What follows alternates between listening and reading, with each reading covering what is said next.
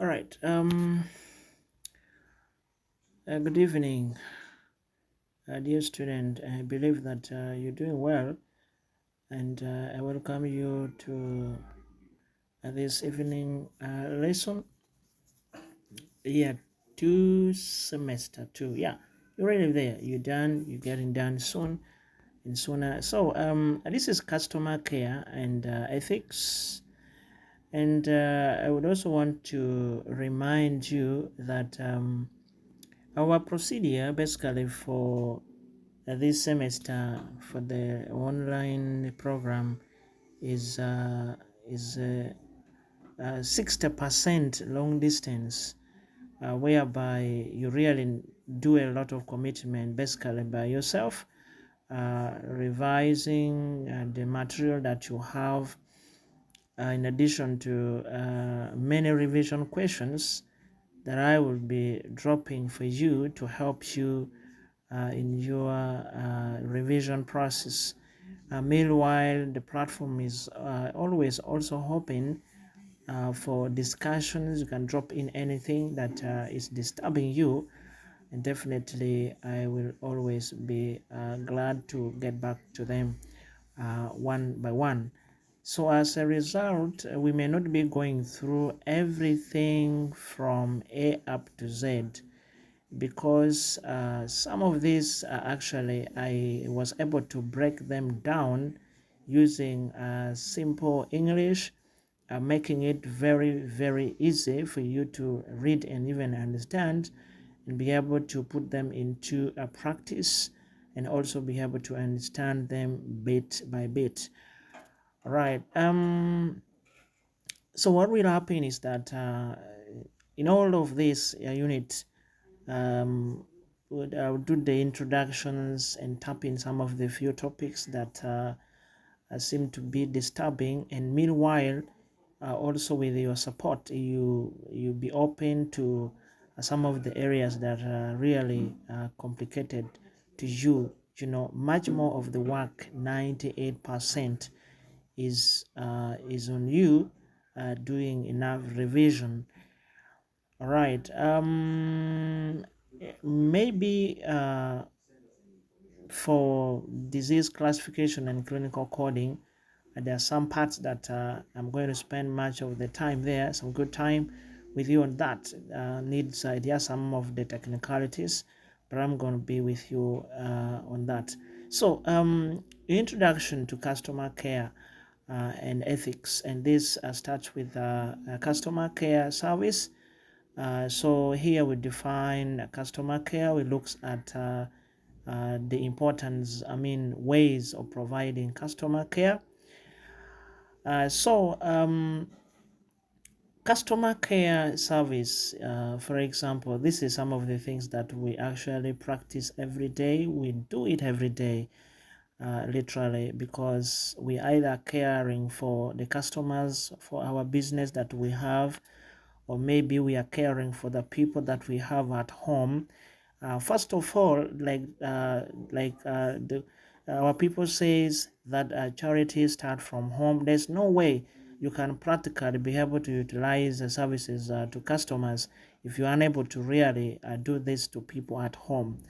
And I normally tells people who are really looking for a way of identifying and understanding or analyzing people's attitudes, characters and behaviors, to, when you go out with your friends, for example, if you're a woman and you have gone out for a date with your friend, maybe you observe how that person talks to the like of the waiters or the waitress. Observe that the way he or she handles such people definitely will magnify, or maybe quantify how exactly that person will be able to handle every person, including you. So that is a tactic. Now, customer care is actually the process of building an emotional connections with your customer, a process of building emotional connection with your customers. So it means that there is a psychology behind the customer's service is psychology, and that is emotional connections.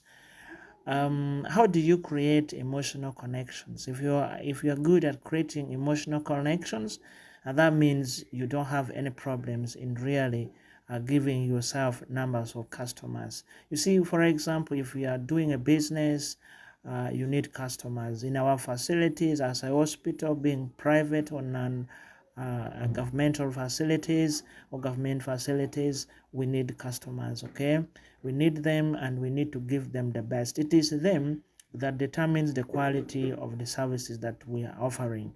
So there is need for availability of emotional connections between you and your customers. So how do you connect yourself to another person's emotionally? We have people that we love, for example. People have the husbands, people have the wives, people have the children, people have friends, workmates, and the rest. You see, the way you feel, your connections toward that person's is really related to emotional connection that we have or we should have with the customers. So if we say that these services is a process of building an emotional connections with your clients, it really plays a lot in connection with the services that you're offering. So for example, let's say is that you had the receptions, and the patients walks towards your table and asks you questions, or maybe need help. How do you respond to such questions? Now, one of the things, or one factor that will definitely build that emotional connections is a smile. Whenever a person smile, it really connects to the other party, showing that the environment is conducive, it is he or she is welcome, and that gives them the opportunity to be opened and really shares what they have to share that you may need as the service provider. Or maybe we can, in other words, be able to say that this is the process of looking after the clients to best ensures their satisfactions and delightful interactions with the business and its brand, good and services. So, because obviously, the moment we are building an emotional connections, that means we are really trying to make an interactions between the two parties. So interactions involve conversations. How do you converse with your clients? There are things that you should be able to avoid, things that you really need to be very far from in order to sustain this class customer. It's not about getting new customers. I think maintaining or retaining an old customer is easier, or even 5 times easier than getting a new customer. So that one we shall talk about it later, customer retentions. All right. So, how do we provide customer care to our clients, our patients, our people that comes to buy from us outside there, or maybe the people that we sell to? So one of the factor is listening to a customer actively. There is a difference between active listening and dormant listening. Someone can be listening to you but is not understanding, and someone is listening to you and is responding to every questions that you are asking. So a person who is listening to you and is conscious about what you are saying and definitely paying attention to what you are saying, that kind of listening is what we are referring to as active listening, and that is what is necessary in providing your services. If you have intelligent customers who walks toward your shops and is talking to you and you're paying attention to your phone or maybe something different, you will leave that person with no option but to walk out of your services, and that is really not what we want. So we are saying that show your customer, you hear them when they take time to speak to you. Listening to them increases their chances of definitely connecting or creating that opportunity of the connections between you and them, and definitely that retains them or makes them happy to share with you or ask and buy whatever they need from you. Now when it comes to the facility, we have vulnerable people. We have, because any sick person is a vulnerable person, and whenever they walk towards you, they really need help. So the way you talk to them It really helps a lot, and build a good reputations of the services or maybe the facility. And also how you be rude to them really shy them away from developing interest in building a desire of getting services from that facility. So the next way we can really provide customer care is maintaining a positive attitudes. So we are saying attitudes is actually everything, and a positive attitude goes a long way in providing excellent customer care. So the right attitudes changes negative customers experience into positive customer experience. So for example, if I walk towards your business and you show me good attitudes, what is the good attitudes? Definitely you will receive me with respect, and you will receive me with values. Hey customer, you're welcome. How may I help you? We have this, we have that, we have this. All right, for example, in the facility, a patient comes in and you say, hello, how are you? Are you okay? Any problem? um are you coming for the first time? How may I help you? With a smile. Definitely, you see, this is something that anybody can do, because if we are able to present emotional connections to our people, to our friends, our loved ones, then why not to customer? It's very easy actually. And the next way is keeping your words. you know we can really chase away customers if we promised them something and we do not fulfill it. And we are saying, when you promise something to your customers, make sure you fulfill it, as this will make the customer feel cared for. Fulfill your promise. Fulfill your promise, and being in position to sympathize with them, understand them. The purpose of actively listening to them is, in other words, trying to understand them, where the weakness is, and basically how you can come in. And you remember, these are the people that we need to keep them today, and we should make sure that they don't go out and get services from the other people. You understand? And I pretty believe that this topic, this unit will not only help you to really pass your papers and become a successful medical record officer, but it is to help you really live a good life with the people outside there, be able to grow your business. In other words, these things, it is far, far, far much from medical services. Okay, is much more of our daily life, and the business that we are carrying out. First of all, life is about marketing, and if there is no emotional connections between you and the people, think about, imagine life without that. It's going to be terrible. So another thing is actually solving problem fast. Solve problem fast. A question I've been asked, make sure you reply to that. you know because many people will really consider uh, the aspect of your quality service basing on how fast you solve what you solve problem. And we says that 29% of customers consider speed as a critical aspect of customer care. So they mentions quick problem resolutions fast when they describes excellent customer care. Moreover, a lot of clients are even ready to pay for fast service. Fast service, no delays. You get the point. Next, know your customer. Know your customer. Dealing with the people that you really don't know is very, very hard. But in this case, we are looking at personalizations. Personalizations. Personal. Try to be so personal. For example, getting to know people. When you have interaction with people, get to know about their names. People really value, many people love personalization so much. So what do we say? We say that great interactions begin with knowing your customers, what they want, and really what they really needs. So customers love personalizations. Get to know your customer, remember their names, previous conversations.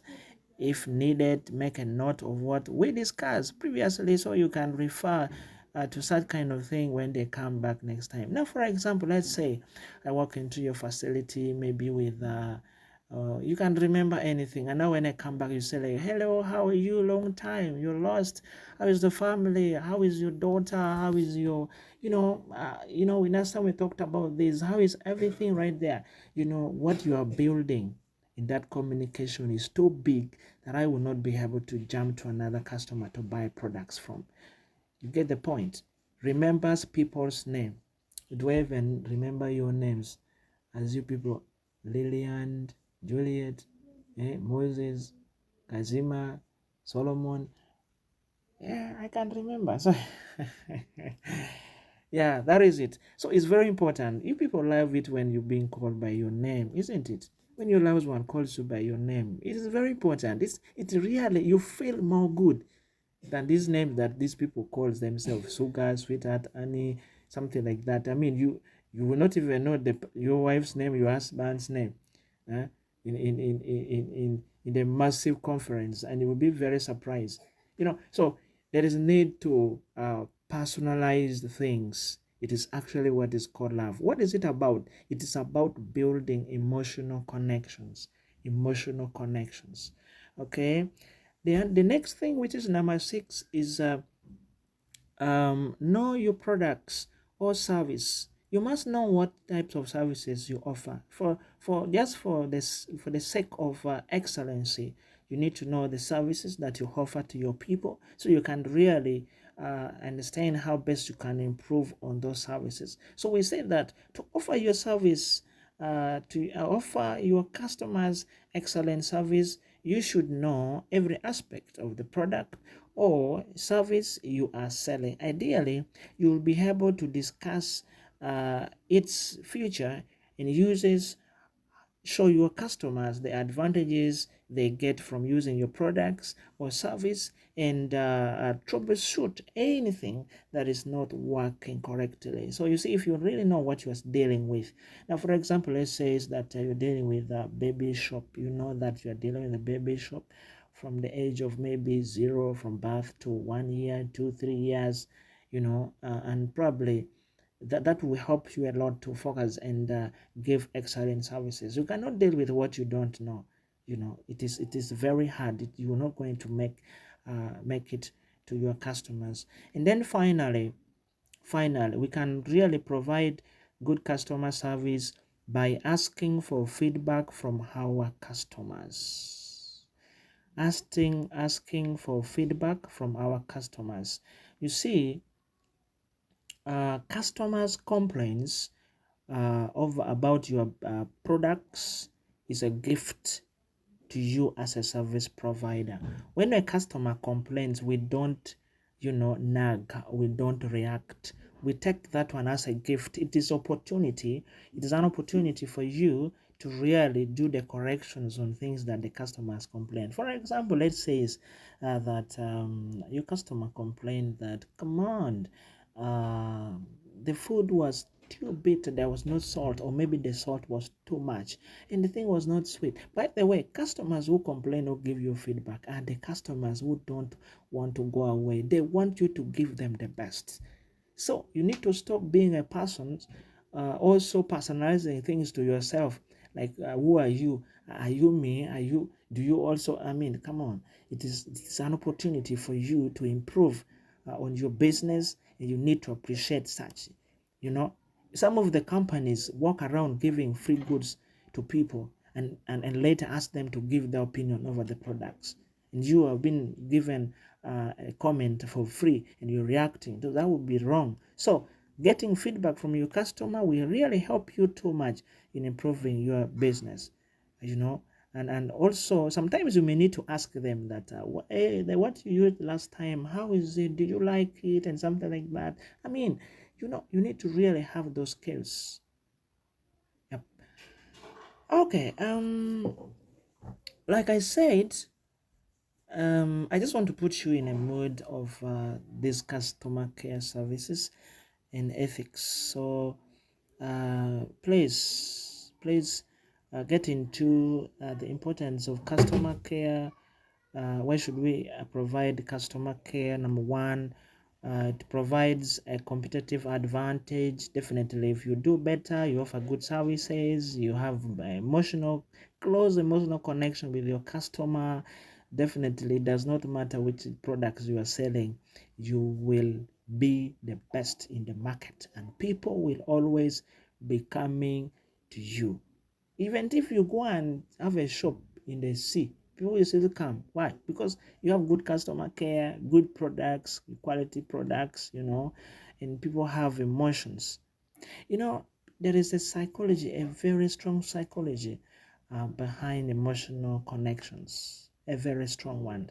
And that's the reason why people around the world leave their homes and you trust someone. Imagine trusting somebody as a husband or a wife, and you sleep there, you know, with the hope. I mean, you sleep comfortably. You are not even afraid of anything. This is a person you don't know. And some of them even get used to people that they have never seen, even a relative, and you're fine. You're fine, and you're okay. Why? Because of emotional builds. Emotion has been built. There is a strong connection emotionally. So if you are able to do that, you have your customers all to you, all to you. The next thing is customer care services also encourages customers to remain loyal. A loyal customer, sometimes they can even pay higher prices for a product which is sold at a cheaper price, because just they are happy on the products they are getting, they're enjoying the services. And many companies really collect high level of revenue from customers, basically just because of good customer care services. So this is very important. It plays a very big role in the business development, plays a very big role in service and production development. So there is need for a higher level of the considerations, basically. So in any industry, you will be able to see that your customers are really paying for even higher than what they should pay. That's what we can term as loyalty of the customers. The next thing is that better customer services increases revenue for the company. If you have customer care services, one, definitely the numbers of your customers will increase. How does it increase? The people that you treat well will definitely be referring many people to you, because there is emotional connections. There is love for the services that you're offering. Your products, you have the feedback and you're improving your products. You consider all the factors that really ensures the quick provisions. You offer fast services. So why not? Why can't your revenue include? When you talk about the revenue here, in other words, you can term as profit. Your profit will definitely increase because the number of the customers is increasing, and those one who are old customers, they are even coming back to buy from you. They don't go anywhere because you managed to build emotional connections, which we are referring as the customer care services. Another thing is also building a better reputation for your company or for your business. And we are saying that when customers are happy as a result of good customer care, they will always speak well about your products, they will always speak well about your services, or which will definitely brings for you more customers, and that will display a good business image or a good company image. And you must know that positive reputations lead to higher growth. If people knows good things about you and your products, definitely people will love to buy from you, people will love to come to your facility, people will love to really benefit from your product. So that you will take advantage of as a good customer service provider. Another thing is good customer care services result in two customer satisfactions. Definitely, when there is good customer care provided by the organization, the customers will feel they have achieved all they wanted, leading to their satisfactions. And that is the best thing a customer is looking for. If at all a customer can walk toward your shops and they leave without buying something, and they leave while they are sad, you're really doing bad. You're messing up. I remember in business language, when you lose one customer is equivalent to losing 1,000 customer. You may just say that it's just me, but you don't know that how many people that I might have referred or I may have chance to refer to your shop. But if I walk out disappointed and happy, definitely every person that I meet that would want to buy from you, I will discourage them because of my past experience or maybe dissatisfaction. So you need to consider that as well. All right. We also said that good customer care services serve as a source of valuable feedback. When there is good customer care, customers can freely speak to you about your products, can tell you what is wrong, and really that will give you valuable feedback. And you know how important it is to have feedback of something. Personally, I normally see that many people don't like feedback. Many people don't like feedback. If you say something and someone says but also what you said wasn't right, you get annoyed. Why? Because you don't value feedback. Somebody is just giving you feedback so that you really consider that next time when you are to really make your points. All right. Marketing concept is also part of the customer care services, and we are saying that marketing is management process which identifies, anticipates, and supplies. Is a management process which identifies, anticipates, and supplies. So when you talked about the anticipate, I mean predicting. So is a process of identifying, for example, what the customers want, why do they want them, and predicting some of the things that the customers may have interest in, because not everything may be liked by your service, your consumer. So you really need to make research and identify what is necessary for your customers. Yeah, so from my observations, I don't think there is something that I really need to spend much of the time here. Please, I was able to really break things down here for you. The material is quite broken down. So what I really need to do is get for you the question approaches for these notes, okay, so that when you're revising, you revise and you're able to approach them basically. This is a part of communication. This part we talked about it in communication skills, what to do before making a call and after a call. Those things we talked about them. And then maybe type of listening, type of listening. We have what we call discriminative listening, and we are saying this is the most basic type of listening, whereby the difference between different sounds is identified. And this word is corrected from your hard copy. This ID is supposed to be, the word is actually is different sound is identified again. So if you cannot hear differences, then you cannot sense the meaning of that is expressed by such differences.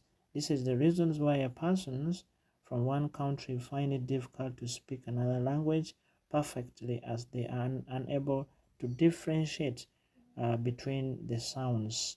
So what is this discriminative listening is trying to say is that, for example, if I don't let's say that I don't know Luganda, somehow, yeah, and I walk to you. Okay, for example, let's say I'm communicating now and I'm speaking my vernacular language, I mean, that would be terrible. By now you would have closed these relations, you are gone, you are sleeping, isn't it?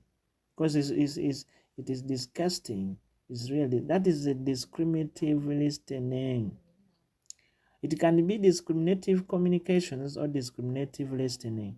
For example, I may be listening to you, but I'm not getting anything, but I'm listening. Yeah, I'm listening, but I'm not understanding something.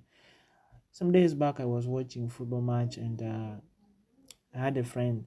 This friend knows that I don't know his language, but he was trying to express his happiness and comment on the football using his language. So for me, I was just there. I could just imagine that what he's talking about is good. So I would just say, yeah, actually, yeah, I see. Yeah, that is it. But I was listening, but I did not get anything. So, that was a discriminative listening. So we need to be careful of that. And then other types of listening is called critical listening. Critical listening. Critical listening is what everybody needs. You listen in order to understand and make your opinion of what the person has said. For example, you're listening to me right now. You evaluate and judge, then you form your opinion about what I have said. You understand? We listen every day and we communicate every day. So when you when you listen, you receive informations. After you have received information, you evaluate it. What does it mean by evaluations? The assessment of the outcomes or whatever it is. Now, the outcomes of what has been said, how is it important to you? And then you judge it. You judge it from the way you have heard, not from the person who has said it and how the person has said it. You get the point? So when you are actually critically listening, you don't care about who is speaking. Two, you don't care about whether in that communications some of the words were not aligned. But did you get the point? Yes, that is critical listening. And also there is critical thinking, which is necessary for everyone. So, as you need to carry these types of listening. Be a critical listener. Next is bias listening. This is very dangerous. This is harmful to your health. You really don't need to be part of people who have bias listening or bias mind.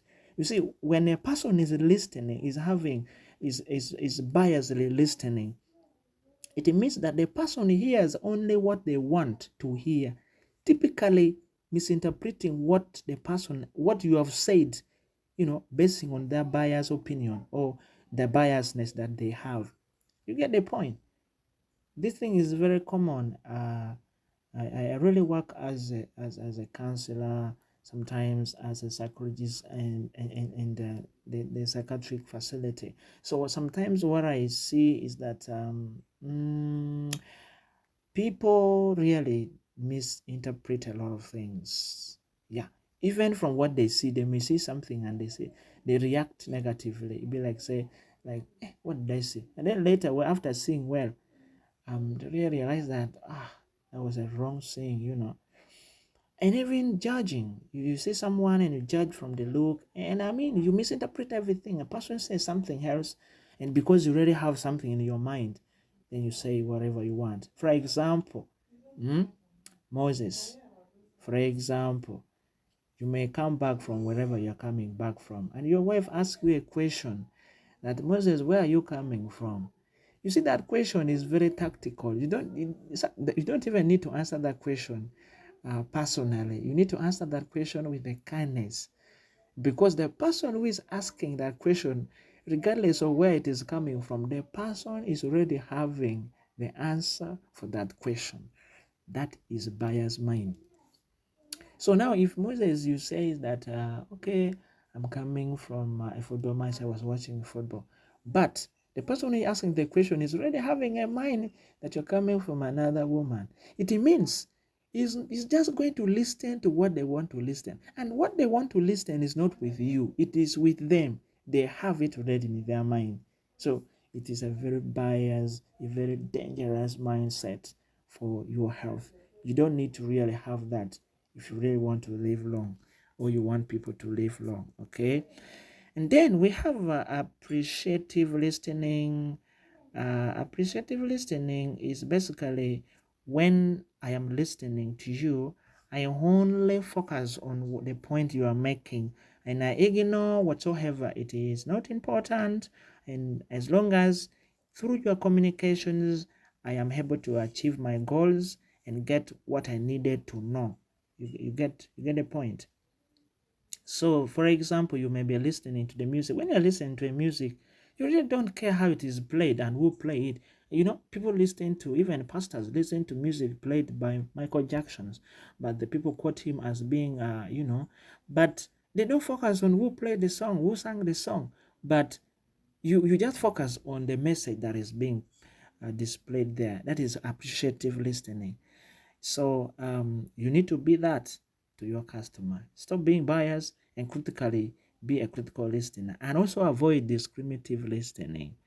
Next, there is a sympathetic listening. Sympathetic listening is where we care about the person who is actually communicating, and we pay close attention and express our sorrow or maybe our understanding for their feelings, their happiness, or their joy. Now, in this case, you may not be focusing on the point a person is making, but you are just concerned about the feelings of that person. You understand? For example, when a person is crying and at the same time talking, especially when you go at the burial places, people can cry while talking, but people don't focus on what they are saying. You get the point. They will only focus on making them feel good, and you will be feeling what the person is going through. Yeah, so that kind of listening is actually what we are calling sympathetic. It's coming from the word sympathy. And then number 6, we have empathetic. Empathetic is basically means going beyond sympathy and seeking true understanding of how other people feels. So when we are being truly empathetic, we feel what others are what others are feeling. So it is nearly similar. Then we have a therapeutic listening. We are saying is therapeutic listening is when the a person who is listening, has a purpose of not only empathizing with the speaker, but also to use these deep connections in order to help the speaker understand, change develops in some ways. So this may not only happens when you go to see a therapist, but also in many social situations where friends and family seek to diagnose problems from listening and also help the speaker to cure. Now, basically, this is when you use the person's. It is related to sympathetic. I am talking, maybe there is something wrong. You get the point from what I'm saying, but at the same time, you also understand my feelings. You get that, then you sympathize with me, and then you help me improve on the condition that I'm going through. You get the point? So you are doing literally three things at the same time: paying attention to what I'm saying, two, connecting your emotion to feel what I'm feeling, three, helping me to understand why that thing has happened or change my ways and feel better. So this is when the persons have an issue and is crying. You first listen to them, you consult them, and then later you explain to them what they should do. You advise, you consult. That is it. Finally, we have dialogue listening. It's actually dialogue, but it's written dialogic listening. So this is basically uh, it is a conversation or a listening whereby you engage in discussion with the people, and then you seek to understand more about what the person think. Or this is basically when you're having a conversation like five people. There are people that you people, when you are judging, that some of them they don't list. You have a story to say, you just start a story. This person comes and grab your story and dump it somewhere. You collect it again, another person. You may be probably those are there is no remembering in that kind of listening. Yeah, so that is an important reason for effective listening. Please go through that. I'm going to prepare revision questions and send for those area. Yep. Some of the things are basically, and if, in case you come across any of the term that is in any of this which is quite difficult to understand, please tap on me, don't hesitate.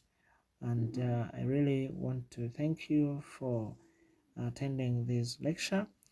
And I think we have some good pages, but I'm going to be advising and I'm going to be guiding on WhatsApp. You may not go through everything, may not go through everything. When you're in the last year, not much more stress. A lot of stress I found in year one, semester one. Otherwise, have a nice time. Thank you so much for your attention.